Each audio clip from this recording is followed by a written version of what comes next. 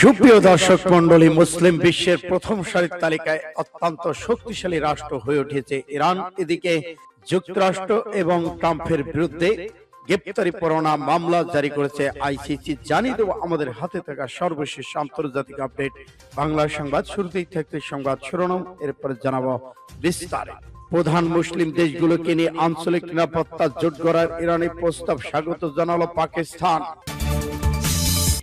মার্কিন Israeli আগ্রাসনে NATO সরাসরি জড়িত জানিয়ে দিল ইরান। এদিকে ভেনেজুয়েলার জোড়া ভূমিকম্প, ক্ষতিগ্রস্ত অঞ্চলে শুরু হয়েছে ব্যাপক লুটপাট, 10,000-এর মতো নিহত। ইরানের বিরুদ্ধে যুদ্ধে সহযোগিতা করার জন্য ন্যাটোকে অবশ্যই জবাবদিহি করতে হবে, ইরানের বাকারি ঘোষণা। যুক্তরাষ্ট্রের মোকাবেলায় চীনের মরুভূমিতে পরমাণু ঘাঁটি নির্মাণ করলো চীন। এদিকে নেতানিয়াহুর উপর রেগে ফায়ার ড্রোন ট্রাম্প, ডিফোর্সের হুমকি ট্রাম্পের। ইরানের পক্ষে যুদ্ধে নামতে চীন, রাশিয়া, তুরস্ক। এবং সর্বশেষে জানিয়ে দিব ট্রাম্পের বিরুদ্ধে মামলা করলেন আইসিসি 3 বিচারক, গ্রেপ্তার হওয়ার সম্ভাবনা, পতন শুরু। এতক্ষণ শুনছিলেন সংবাদ শিরোনাম, এখন বিস্তারিত। তবে অনুরোধ থাকবে এই ভিডিওটিতে একটি লাইক দিন এবং কমেন্টস করে জানান আপনি কোন জেলা থেকে বা কোথা থেকে আমাদের সাথে যুক্ত রয়েছেন। ইরান ইসরায়েল যুদ্ধের আপডেট বাংলা সংবাদ হাতে পেতে চ্যানেলটি সাবস্ক্রাইব করুন, আমাদের সঙ্গে থাকুন। ধন্যবাদ। প্রধান মুসলিম দেশগুলোকে নিয়ে আঞ্চলিক নিরাপত্তা জোট গড়ার ইরানি প্রস্তাব স্বাগত জানালো পাকিস্তান। ইসলামী ইরান প্রধান কয়েকটি মুসলিম দেশকে নিয়ে একটি আঞ্চলিক নিরাপত্তা কাঠামো তৈরির প্রস্তাব দিয়েছে এবং যুক্তি দিয়েছে যে ইসরায়েলের আগ্রাসন মোকাবেলায় অঞ্চল জুড়ে দীর্ঘমেয়াদী স্থিতিশীলতা প্রতিষ্ঠার জন্য মুসলিম দেশগুলোর মধ্যে ঘনিষ্ঠ প্রতিরক্ষা নিরাপত্তা সহযোগিতা অপরিহার্য। ইরানের তত্ত্বাবধায়ক প্রতিরক্ষা মন্ত্রী ব্রিগেডিয়ার জেনারেল মজিদ ইবনুস রেজা এবং পাকিস্তানের প্রতিরক্ষা মন্ত্রী খাজা মোহাম্মদ আসিফের মধ্যে এক টেলিফোনে আলাপের সময় প্রস্তাবটি উত্থাপন করা হয়। ইরানি মন্ত্রী সাম্প্রতিক একটি হেলিকপ্টার দুর্ঘটনায় বেশ কয়েকজন পাকিস্তান সামরিক সদস্যের মৃত্যুর শোক প্রকাশ করে আলাপ শুরু করেন। সাম্প্রতিক আঞ্চলিক উত্তেজনার সময় ইরানের প্রতি সমর্থন সংহতির জন্য ইসলামাবাদকে ধন্যবাদ জানান। ইবনুস রেজা আঞ্চলিক ঘটনাবলীতে পাকিস্তান অবস্থানের প্রশংসা করেছেন, বিশেষ করে ইরানের উপর হামলার নিন্দা এবং সাংহাই সহযোগিতা সংস্থা বৈঠক সহ বিভিন্ন আন্তর্জাতিক ফোরামে তেহরানের প্রতি সমর্থনের কথা উল্লেখ করেছেন। তিনি বলেছেন, কঠিন সময় মিত্র দেশগুলো দেখানো সমর্থন ইরান সরকার জনগণ কখনো ভুলবে না। আঞ্চলিক উত্তেজনা হ্রাসের লক্ষ্যে কূটনৈতিক প্রচেষ্টা সাম্প্রতিক বোঝাপড়া সহজতর করার ক্ষেত্রে ভূমিকার জন্য ইরানি মন্ত্রী পাকিস্তান সরকার এবং সশস্ত্র বাহিনী প্রশংসা করেছেন। একই সাথে তিনি জোর দিয়ে বলেছেন যে একটি সমঝোতা স্মারকে স্বাক্ষরিত হওয়া সত্ত্বেও তেহরান সতর্ক রয়েছে এবং এই চুক্তির কোন ধরনের লঙ্ঘনের বিরুদ্ধে ইরানের সমস্ত বাহিনী কঠোর ব্যবস্থা নেবে। সূত্র ফাস্ট টুডে। প্রধান মুসলিম দেশগুলোকে নিয়ে আঞ্চলিক নিরাপত্তা জোট গড়ার ইরানি প্রস্তাব স্বাগত জানালো পাকিস্তান। ইসলামী ইরান প্রধান কয়েকটি মুসলিম দেশকে নিয়ে একটি আঞ্চলিক নিরাপত্তা কাঠামো তৈরির প্রস্তাব দিয়েছে এবং যুক্তি দিয়েছে যে ইসরায়েলের আগ্রাসন মোকাবেলায় অঞ্চল জুড়ে দীর্ঘমেয়াদী স্থিতিশীলতা প্রতিষ্ঠার জন্য মুসলিম দেশগুলোর মধ্যে ঘনিষ্ঠ প্রতিরক্ষা নিরাপত্তা সহযোগিতা অপরিহার্য। ইরানের তত্ত্বাবধায়ক প্রতিরক্ষা মন্ত্রী ব্রিগেডিয়ার জেনারেল মজিদ ইবনুস রেজা এবং পাকিস্তানের প্রতিরক্ষা মন্ত্রী খাজা মোহাম্মদ আসিফের মধ্যে এক টেলিফোনে আলাপের সময় প্রস্তাবটি উত্থাপন করা হয়। ইরানি মন্ত্রী সাম্প্রতিক একটি হেলিকপ্টার দুর্ঘটনায় বেশ কয়েকজন পাকিস্তান সামরিক সদস্যের মৃত্যুর শোক প্রকাশ করে আলাপ শুরু করেন। সাম্প্রতিক আঞ্চলিক উত্তেজনার সময় ইরানের প্রতি সমর্থন সংহতির জন্য ইসলামাবাদকে ধন্যবাদ জানান। ইবনুস রেজা আঞ্চলিক ঘটনাবলীতে পাকিস্তান অবস্থানের প্রশংসা করেছেন, বিশেষ করে ইরানের উপর হামলার নিন্দা এবং সাংহাই সহযোগিতা সংস্থা বৈঠক সহ বিভিন্ন আন্তর্জাতিক ফোরামে তেহরানের প্রতি সমর্থনের কথা উল্লেখ করেছেন। তিনি বলেছেন, কঠিন সময় মিত্র দেশগুলো দেখানো সমর্থন ইরান সরকার জনগণ কখনো ভুলবে না। আঞ্চলিক উত্তেজনা হ্রাসের লক্ষ্যে কূটনৈতিক প্রচেষ্টা সাম্প্রতিক বোঝাপড়া সহজতর করার ক্ষেত্রে ভূমিকার জন্য ইরানি মন্ত্রী পাকিস্তান সরকার এবং সশস্ত্র বাহিনী প্রশংসা করেছেন।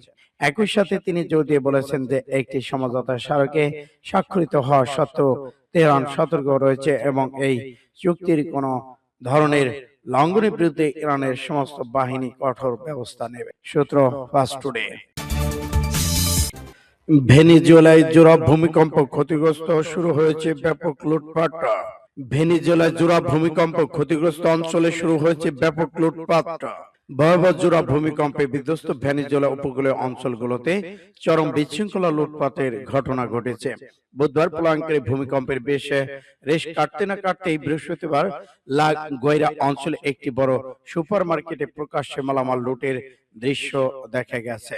ফরাসি বার্তা সংস্থা এএপির প্রত্যক্ষদর্শী সংবাদকর্মীরা জানান, লাগুইয়া রাজ্যের উপকূলীয় শহর কাতিয়া লামার এর একটি আংশিক ক্ষতিগ্রস্ত বা পুড়ে যাওয়া সুপার মার্কেট সাধারণ মানুষ এবং দুষ্কৃতিকার প্রবেশ করে। ভূমিকম্পের পর বিদ্যুৎহীন অন্ধকারাচ্ছন্ন শহরে এই সুযোগ কাজে লাগিয়ে তারা খাবার, নিত্য প্রয়োজনীয় পণ্য, অন্যান্য মালামাল ব্যাগ ভর্তি করে নিয়ে পালিয়ে যায়। বুধবার সন্ধ্যায় 49 সেকেন্ডের ব্যবধানে দেশটি 7.2 এবং 7.5 মাত্রায় দুটি শক্তিশালী ভূমিকম্প আঘাত হানে। এখন পর্যন্ত প্রাপ্ত তথ্য মতে এই প্রাকৃতিক দুর্যোগে অন্তত 10,000 মানুষের মৃত্যুর সম্ভাবনা রয়েছে। ভূমিকম্পের তীব্রতায় লা গোয়া বাড়ি, ঘর বাড়ি, বিশাল অবকাঠামো ধসে পড়েছে। এছাড়া বেশ কয়েকটি স্থানে গ্যাস লাইন বিস্ফোরণের ফলে ভয়াবহ অগ্নিকাণ্ডের। ইরানের বিরুদ্ধে যুদ্ধে সহযোগিতা করার জন্য ন্যাটোকে অবশ্যই জবাবদিহি করতে হবে বাকাই। ইরানের পররাষ্ট্র মন্ত্রণালয়ের মুখপাত্র যদি বলেছেন, যুক্তরাষ্ট্র ইসরায়েল কর্তৃক ইরানের বিরুদ্ধে সংগঠিত অপরাধ যে কোনো ধরনের সহযোগিতার জন্য ন্যাটো এবং এর সদস্য রাষ্ট্রগুলোকে, যার মধ্যে ইতালি, রোমানিয়াও রয়েছে, অবশ্যই জবাবদিহি করতে হবে। ন্যাটো মহাসচিব ইরানের বিরুদ্ধে অবৈধ অপরাধমূলক হামলার চালানোর ক্ষেত্রে এই দেশগুলোর ভূমিকার কথা স্পষ্টভাবে স্বীকার করেছেন। ইরানের রাষ্ট্রীয় সমাজ সংস্থা বার্তা পাস্টুডে জানিয়েছে, ইরানের পররাষ্ট্র মন্ত্রণালয়ের মুখপাত্র ইসমাইল বাঘাই ফক্স নিউজে দেওয়া এক সাক্ষাৎকারে ইরানের বিরুদ্ধে মার্কিন ইসরায়েলি সামরিক আগ্রাসনের সমর্থন দেওয়ার ক্ষেত্রে ইউরোপে দুটি দেশের ভূমিকা থাকার ব্যাপক ন্যাটো মহাসচিব স্বীকারোক্তির কথা উল্লেখ করেছেন। ইসমাইল বাঘাই ইরানের বিরুদ্ধে মার্কিন সামরিক অভিযান ব্যাপক অবদান রাখা দুটি দেশ হিসেবে ইতালি, রোমানিয়ার নাম উল্লেখ করার কথাও উল্লেখ করেছেন। এক্স নেটওয়ার্কে লিখেছেন, ইরানের বিরুদ্ধে আগ্রাসী হামলা চালানোর ক্ষেত্রে যুক্তরাষ্ট্র ইসরায়েলের সঙ্গে সহযোগিতার বিষয়ে ন্যাটো মহাসচিবের এই সুস্পষ্ট স্বীকারোক্তি হল জাতিসংঘের সদস্য একটি স্বাধীন দেশের বিরুদ্ধে সামরিক আগ্রাসন চালানোর ক্ষেত্রে এই সংস্থার সক্রিয় সহযোগিতা প্রমাণ। এই আগ্রাসন ছিল আন্তর্জাতিক এবং জাতিসংঘের মৌলিক নীতিমালার চরম লঙ্ঘন। ন্যাটো মহাসচিব স্পষ্টভাবে ইটালি, রোমানিয়াকে সেই দেশ হিসেবে চিহ্নিত করেছেন যারা ইরানের বিরুদ্ধে মার্কিন সামরিক আগ্রাসনে সহযোগিতা করেছেন। এই দুটি দেশ এবং ইরানের বিরুদ্ধে মার্কিন ইসরায়েলি সামরিক আগ্রাসন সহযোগিতাকারী অন্য প্রতিটি ইউরোপীয় দেশকে তাদের জনমত সমগ্র বিশ্বের কাছে ব্যাখ্যা করতে হবে যে কেন তারা ইরানের বিরুদ্ধে আগ্রাসনকারীদের সাথে ষড়যন্ত্র করার সিদ্ধান্ত নিয়েছিল এবং কেন তারা ইরানের জনগণের বিরুদ্ধে জঘন্য ব্যাপক অপরাধ সংগঠনের অংশ নিয়েছিল। সূত্র ফাস্ট টুডে, এমআরএইচ। যুক্তরাষ্ট্রকে মোকাবেলায় চীনের মরুভূমিতে পরমাণু ঘাঁটি। চীনের প্রত্যন্ত এক মরুভূমিতে সুবিশাল এক সামরিক স্থাপনা গড়ে উঠেছে। নিরাপত্তা বিশ্লেষকে বলেছেন, এর মূল লক্ষ্য হল যুক্তরাষ্ট্রের সম্ভাব্য আগাম হামলা হলে নিজেদের পারমাণবিক অস্ত্রাগার রক্ষা করা। অর্থাৎ যুক্তরাষ্ট্র আগে হামলা চালালো, বেইজিং যেন নিশ্চিতভাবে পাল্টা আঘাত হানতে পারে সেজন্য এই প্রস্তুতি। যুক্তরাষ্ট্রের যে কোনো শহরে আঘাত হানার সক্ষমতা চীনের পারমাণবিক সক্ষমতাগুলোর থেকে আগে থেকেই রয়েছে। সাম্প্রতিক স্যাটেলাইট থেকে পাওয়া ছবি বিশ্লেষণ করেছেন বার্তা সংস্থা রয়টার্স। ছবিতে দেখা যায় সবচেয়ে দুর্বল ক্ষেপণাস্ত্রগুলো যেসব ঘাঁটিতে রাখা আছে সেগুলোর কাছে নতুন স্থাপনা বানাচ্ছে বেইজিং। এইসব স্থাপনার মধ্যে রয়েছে উৎক্ষেপণ কেন্দ্র, ব্যাংকার, লঞ্চপ্যাড, যোগাযোগ এবং উপকেন্দ্র, বিশাল এক নেটওয়ার্ক। চীনের উত্তর পশ্চিমাঞ্চল প্রত্যন্ত এলাকায় হামি নামে একটি পারমাণবিক সাইলো রয়েছে। এর কাছে 80টি বেশি উৎক্ষেপণ কেন্দ্র এবং অষ্টভুজাকৃতির 3টি স্থাপনা তৈরি করেছে চীন। নেতানিয়াহুকে ডিভোর্সের হুমকি ট্রাম্পের। মার্কিন প্রেসিডেন্ট ডোনাল্ড ট্রাম্প ইসরায়েলি প্রধানমন্ত্রী বেনিয়ামিন নেতানিয়াহুকে ফোন আলাপে কঠোর ভাষায় আক্রমণ করেছেন এবং যুক্তরাষ্ট্র ইসরায়েল সম্পর্কে ডিভোর্সের দিকে যেতে পারে বলে হুঁশিয়ারি দিয়েছেন। নিউ ইয়র্ক টাইমসের সাংবাদিক ম্যাগি হাবারম্যান ও জোনাথন সোয়ান লেখার রেজিম সেন্সিটে inside the imperial president of Donald Trump উদ্ধৃত অংশে মঙ্গলবার বিভিন্ন আন্তর্জাতিক গণমাধ্যম প্রকাশিত হয়েছে। প্রতিবেদন অনুযায়ী 2025 সালে সেপ্টেম্বর মাসেই উত্তপ্ত ফোনালাপটি হয়। তখন ট্রাম্প গাজানি একটি শান্তি পরিকল্পনা গ্রহণে ইসরায়েলকে রাজি করানোর চেষ্টা করেছিলেন। সেই ফোনালাপ ছিলেন মার্কিন প্রেসিডেন্ট, বিশেষ দূত স্টিভ উইটকফ এবং ট্রাম্পের জামাতা জ্যারেড কুশনার। ইরানের পক্ষে যুদ্ধে নামতে চীন, রাশিয়া, তুরস্ক। যুক্তরাষ্ট্র ইসরায়েলের যৌথ বাহিনীর বিরুদ্ধে ইরানের হয়ে রাশিয়া, চীন, তুরস্কের যুদ্ধ জড়িয়ে পড়ার সম্ভাবনা থাকলেও আমি তা থামিয়ে দিয়েছি বলে দাবি করেছেন মার্কিন প্রেসিডেন্ট ডোনাল্ড ট্রাম্প। ওয়াশিংটন গণমাধ্যম মুখোমুখি হয়ে মধ্যপ্রাচ্যে সংঘাতের সময় বেশি প্রভাবশালী তিন রাষ্ট্র প্রধানের সঙ্গে নিজেদের ব্যক্তিগত যোগাযোগ সফল কূটনীতির কথা সমকক্ষে তুলে ধরেন মার্কিন প্রেসিডেন্ট ডোনাল্ড ট্রাম্প। ট্রাম্প পরাশক্তি রাশিয়া, চীন, তুরস্কের নিরপেক্ষে থাকার সিদ্ধান্তকে অত্যন্ত ইতিবাচক হিসেবে দেখেছেন বলে জানান। এই শক্তিশালী তিন দেশের যুদ্ধ থেকে সম্পূর্ণ দূরে থাকার বিষয়টিকে তিনি অবিশ্বাস্য চমকপ্রদ এক কূটনৈতিক ঘটনা হিসেবে বর্ণনা করেছেন। তিনি বিশেষ গুরুত্ব দিয়ে বলেন যে ইরান সংকটের সময় এই শক্তিশালী তিন দেশের নিরপেক্ষ অবস্থা মূল বৈশ্বিক যুদ্ধ পরিস্থিতিকে আরো বড় ধরনের বিপর্যয় থেকে রক্ষা করেছে। এই দেশগুলোর অসামরিক এবং দূরদর্শী মনোভাবের কারণে তিনি তাদের নেতৃত্বের প্রতি বিশেষ মূল্যায়ন জ্ঞাপন করেন। প্রেসিডেন্ট ট্রাম্প প্রথমে তুরস্কের ভূমিকা প্রশংসা করেন। তুরস্কের প্রেসিডেন্ট রিসেপ তাইয়িপ এরদোয়ান এই যুদ্ধ নিজেকে পুরোপুরি দূরে রেখেছিলেন।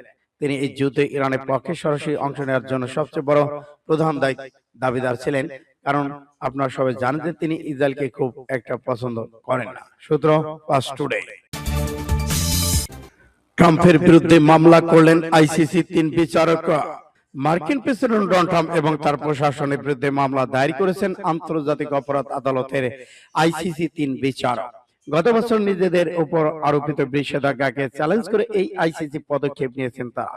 বিচারকদের দাবি, ট্রাম্প প্রশাসনের আরোপিত যেসব নিষেধাজ্ঞা বেআইনি। বুধবার নিউ ইয়র্কে ম্যানহাটনের একটি ফেডারেল আদালত মামলাটি রুজু করেন এবং কানাডার বিচারক কিম্বলি পোস্ট, উগান্ডা বিচারক সমলি বালুঙ্গি বোসা এবং বেনিয়ামের বিচারক রেইন সোফি আলপিনি গাশাসু তারা বলেছেন বিচারকদের শাস্তি দেওয়া এবং তাদের উপর চাপ প্রয়োগের উদ্দেশ্যে এসব নিষেধাজ্ঞা আরোপ করা হয়েছিল। আইসিসি একাধিক বিচারকের উপর নজরবিহীন নিষেধাজ্ঞা আরোপ করে ট্রাম্প প্রশাসন ইসরায়েলের প্রধানমন্ত্রী বেনিয়ামিন নেতানিয়াহুর বিরুদ্ধে গ্রেপ্তারি পরোয়ানা জারি এবং আফগানিস্তান মার্কিন সেনাদের বিরুদ্ধে যুদ্ধাপরাধ অভিযোগ তদন্তে একটি মূল্যবান মামলার অনুমোদন দেওয়ার পর আইসিসি বিচারকদের বিরুদ্ধে এই পদক্ষেপ নেওয়া হয়। নিষেধাজ্ঞার ফলে বিচারকদের যুক্তরাষ্ট্র থাকা সম্পত্তি এবং সম্পদ জব্দ অবরুদ্ধ করা হয়। পাশাপাশি যুক্তরাষ্ট্র ভিত্তিক ব্যক্তি এবং প্রতিষ্ঠানগুলো তাদের সঙ্গে আর্থিক লেনদেন, অর্থপূর্ণ সেবা প্রদান সহ যে কোনো ধরনের ব্যবসায়িক সম্পর্ক স্থাপন থেকে বিরত থাকতে নির্দেশ দেওয়া হয়। বর্তমানে আইসিসি 125টি সদস্য রাষ্ট্রের মধ্যে সংগঠিত যুদ্ধ অপরাধ, মানবতা বিরোধী অপরাধ এবং গণহত্যার বিচার করার সক্ষমতা রয়েছে। তবে যুক্তরাষ্ট্র, চীন, রাশিয়া, ইসরায়েল সহ বেশ কয়েকটি দেশ আদালতে গুরুত্বপূর্ণ স্বীকার করে না।